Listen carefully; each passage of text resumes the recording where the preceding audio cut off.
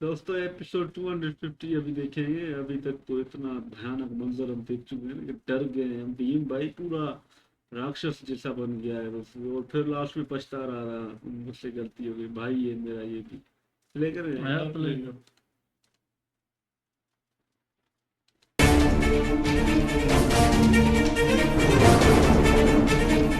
आपके भाइयों की हत्या के सर अनुभव कीजिए उस पाप का भार युवराज।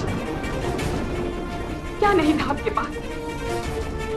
पुरातन सम्राटों द्वारा निर्मित शक्तिमान राज्य था, महामहिम भीष्म का छत्र था, 99 भाइयों से रचा दुर्ग था, और 5 पांडु पुत्रों का प्रेम भी था।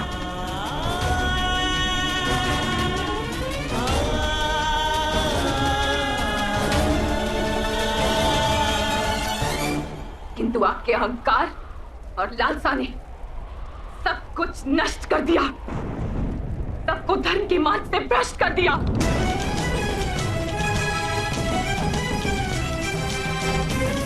असुरों जैसा कार्य करवाया सबसे।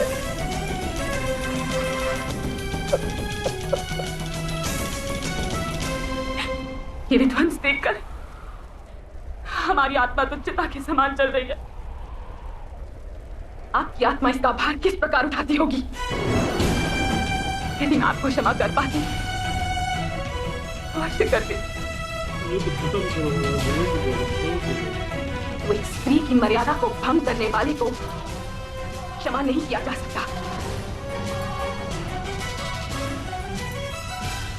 ये मेरे अपमान का प्रतिशोध नहीं है युवराज, ये विश्व की सारी पीड़ित स्त्रियों का न्याय है, और ये न्याय कभी विफल नहीं हो सकता। अब भी समय है, अपने पापों का प्रायश्चित करके दंड का स्वीकार कर लीजिए। आपके प्राणों की रक्षा मैं कर लूंगी। इस प्रकार महारानी गांधारी का एक पुत्र तो जीवित रह जाएगा, अन्यथा कल रणभूमि में इसी प्रकार आपको भी एक भयानक मृत्यु प्राप्त होगी, क्योंकि महाभारत का ये युद्ध अब शीघ्र ही समाप्त होगा।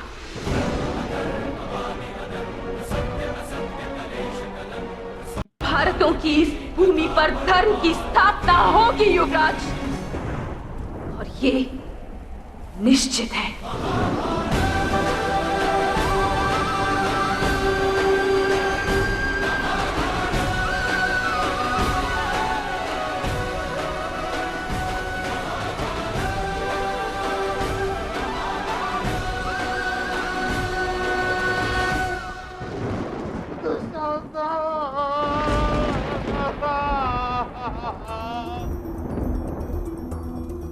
मेरा पुत्र, मेरा पुत्र दुशासन।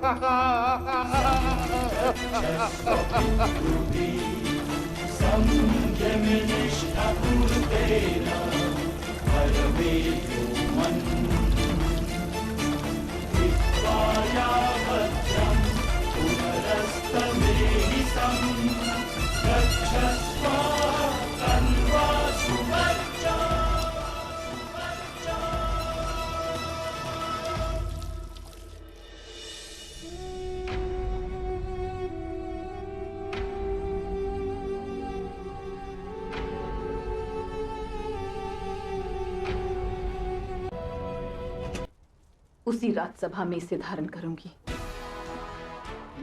अर्थात आपके पुत्रों की विजय के पश्चात। दुर्योधन की मृत्यु के पश्चात।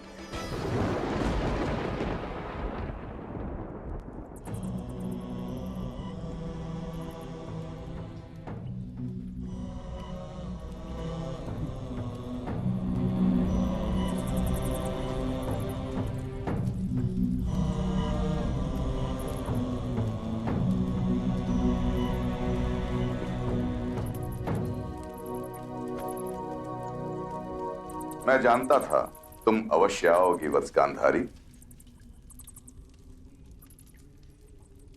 मेरे आने का तात्पर्य भी आप जानते ही होंगे महामुनि। जानता हूं,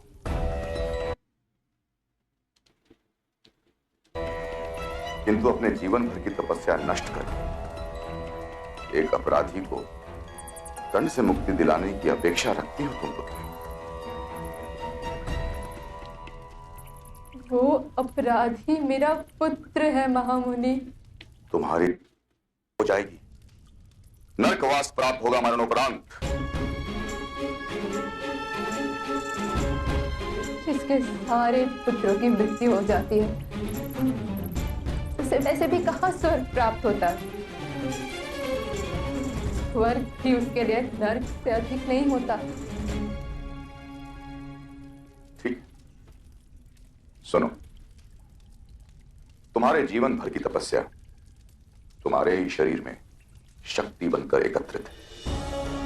यही शक्ति तुम्हारे पुत्र के देह को वज्र बना सकती है।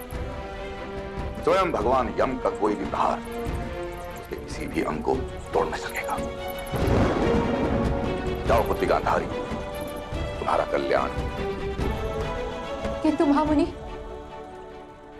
कैसे मैं अपने जीवन भर की तपस्या को अपने पुत्र के कवच में परिवर्तित कर पाऊंगी? मुझे मार्ग दिखाइए। तपस्या की शक्ति कभी वाणी में एकत्र होती है, कभी विचारों में, तो कभी आशीर्वाद की मुद्रा में।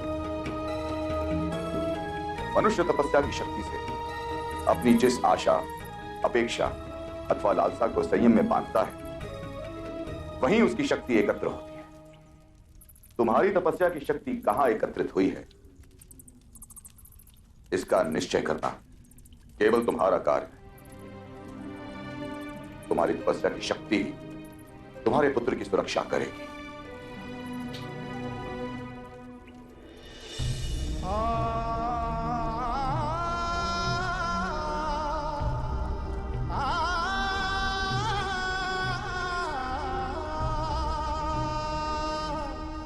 मेरे बच्चे। बाबा श्री, दुशासन की हत्या करके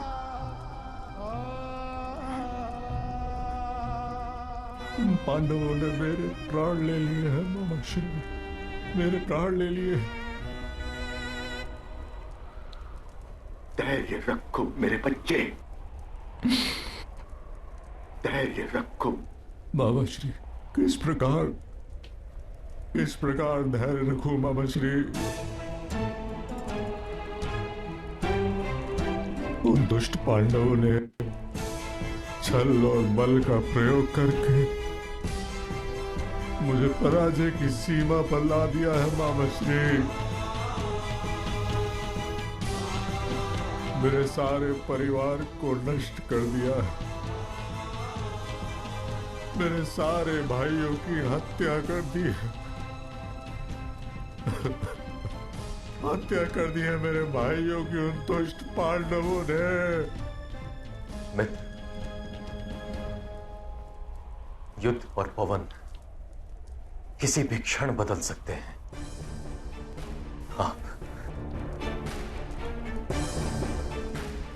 आप राजकुमार दुशासन का अंतिम संस्कार कीजिए। इतने भयभीत मत होइए मित्र। योद्धा को मृत्यु का भय नहीं होता, पराजय का भय होता है। आज मेरा हृदय भय से कांप रहा है मित्र, पराजय के भय से कांप रहा है। क्या मुझे पराजित होकर प्राण त्यागने होंगे, या वास्तव में ईश्वर ने मुझे ऐसा भयानक भाग्य दिया है? नहीं मित्र,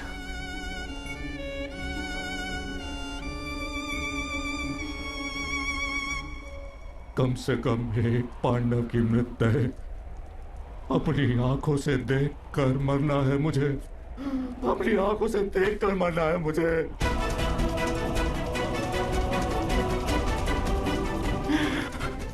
मित्रगण, मैंने जीवन भर तुम पर विश्वास रखा है।